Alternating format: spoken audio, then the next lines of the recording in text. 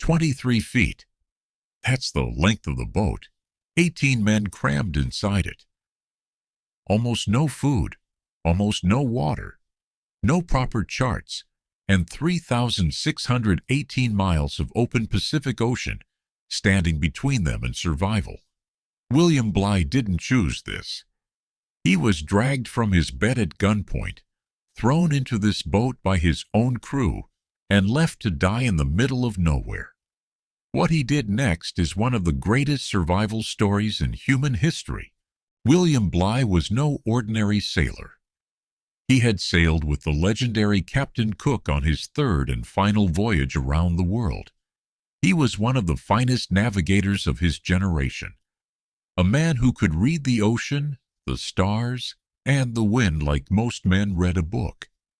In 1787, the British Royal Navy gave Bligh command of HMS Bounty with a simple mission: sail to Tahiti, collect breadfruit plants, and bring them back to the Caribbean as a cheap food source for enslaved workers on British plantations. Straightforward enough. The Bounty arrived in Tahiti in October 1788. What was supposed to be a brief stop turned into 5 months. The island was paradise, warm weather, beautiful landscapes, friendly locals. The crew relaxed, formed relationships, and forgot what discipline felt like. When Bligh finally ordered them to leave, many simply didn't want to go. First Mate Fletcher Christian had had enough of Bligh's sharp tongue and iron discipline. On April 28, 1789, in the early hours of the morning, Christian led a mutiny. Bligh was seized from his cabin at bayonet point, dragged onto the deck in his nightclothes, and brought face to face with his own crew, men he had sailed thousands of miles with, now pointing weapons at him. He was given a choice, the ship or the boat. Bligh chose the boat. He and 18 loyal crew members were lowered into a 23-foot open launch, with minimal supplies, and cast adrift in the middle of the Pacific Ocean. The Bounty sailed away, and William Bligh was left with nothing but his mind. The launch sat dangerously low in the water. 19 men, Bligh included, were crammed into a boat designed for far fewer. Their supplies were almost insultingly inadequate. 150 pounds of bread, 28 gallons of water, some wine, a little pork, a quadrant and a compass. No charts, no maps, nothing else. Bligh took stock immediately. He was 3,618 miles from the nearest safe port, Timor in the Dutch East Indies. The nearest island was Tofua, just visible on the horizon. He decided to stop there first for food and water. That decision almost killed them before the journey had even begun. The locals on Tofua were hostile. During a tense confrontation on the beach, a crew member named John Norton was stoned to death. The only fatality of the entire voyage. The rest scrambled back to the launch and pushed off into open ocean, natives throwing stones after them as they rowed desperately away. Bligh made a decision there and then. No more shore stops. Too dangerous. They would sail straight to Timor. 3,618 miles. Open ocean. In a 23-foot boat. With 18 traumatized, underfed men.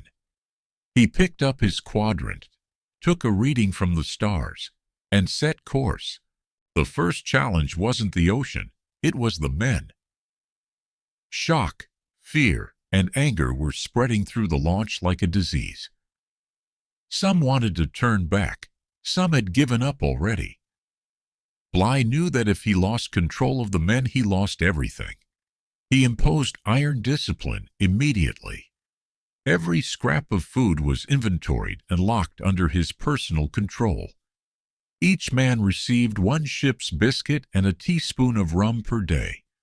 Nothing more.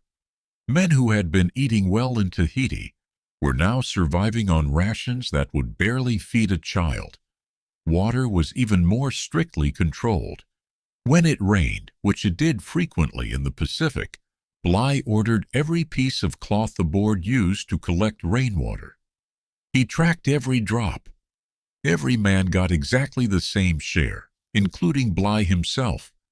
No exceptions, no favorites. He kept a meticulous log throughout, recording weather, position, rations, and the mental state of his crew every single day. It was an act of extraordinary discipline from a man who had every reason to fall apart. The ocean was brutal. Storms battered the tiny launch constantly, waves crashing over the sides, men bailing water with their hands and hats to stop the boat sinking. They were permanently soaked, permanently cold, and permanently starving. But they were alive, and Bligh intended to keep them that way. Here is where William Bligh did something that still astonishes naval historians today.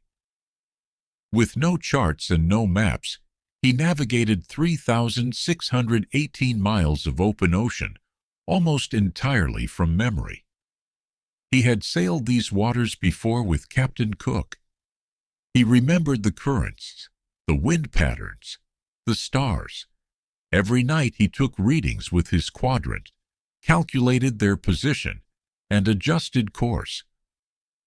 Every morning he told his crew exactly where they were and exactly how far they had left to go. That information was more valuable than food. Men who know where they are and how far they have to go can endure almost anything. Men who are lost give up. Bligh never let his crew feel lost. He also did something psychologically brilliant. He kept everyone busy. Constant tasks, bailing water, adjusting sails, taking readings, maintaining the boat. Idle men think about how hungry they are and how likely they are to die. Busy men focus on the next task. It was leadership of the highest order from a man operating under conditions that would have broken almost anyone else. By mid-May 1789, the men were in desperate condition, severely malnourished, physically weakened, and mentally exhausted after weeks at sea. Some were hallucinating, others could barely move. The boat itself was showing signs of wear. Leaking, battered, pushed to its absolute limits. But Bligh's navigation was proving extraordinary. Every day his calculations brought them closer.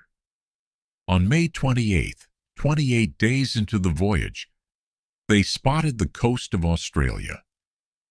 They stopped briefly to collect oysters and berries, the first proper food anyone had eaten in weeks. Then they pushed on. Timor was close now. Bligh could feel it.